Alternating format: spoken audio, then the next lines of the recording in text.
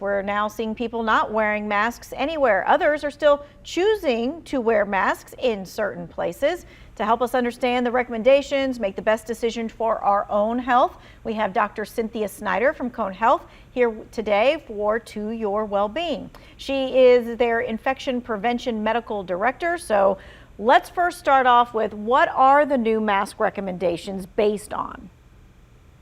So the CDC recently gave new guidance to incorporate not only how much COVID is in the community, but also takes into consideration like hospital capacities. And so what's really neat is that the CDC has created a map that you can look up your county to see what category you fit in. And so it's similar to like I would say like a speedy, like a light where it's your traffic light where it's either green, yellow, or red. And luckily, Guilford County just recently is now in that green category, which really means that the rates are low, the hospitals are doing okay. So anybody that needs to come in to be evaluated for anything, please come on in. It also mentions that if you have symptoms, definitely still get tested. If you're not up to date on your vaccine, this is a perfect time. The times where we would want you to wear a mask is for those who are immunocompromised, and it's that the folks who we know that probably don't respond to the vaccine very well should still be wearing a mask in public, especially in indoor areas. Areas where it has not changed, masking is still required in the hospital and it's still required on public transits. Mm-hmm. All right, so how can people find the transmission rate for their area, no matter where they are? So the CDC has like a COVID map, but you can also go to conehealth.com/COVID and the link is there. Okay, and then that way you'll get to see where you are living, whether you're in the red or the other colors, the yellow or the red or green. Yeah, okay. So walk us through the risk levels there and how it applies to those mask wearing with the green, the yellow, and the red levels. Sure. So the lowest category would be considered the green zone, which we're in. And that's really when the rates are the lowest, when the hospitals are not filled to the max, and the risk of transmission is very low. We know that it is safe in schools. Kids have now, it's optional to wear masks. And also for folks who still feel they're not quite ready to stop wearing a mask, it is obviously fine to still use it. And the key thing is that it's really based on the transmission rate and the rates in the community. If the rates start getting higher and we're also seeing more hospitalizations associated with that, you move into the yellow zone.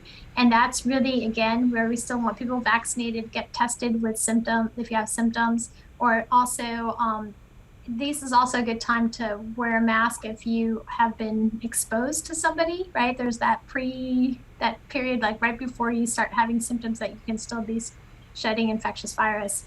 And those precautions, I think, are really good to prevent spreading cases around. And then again, if those rates really shoot up again with our next surge, that's when the rating will go back up to the red zone, where everybody should be wearing a mask indoors. And this opportunity now for it kind of does give a breath of fresh air.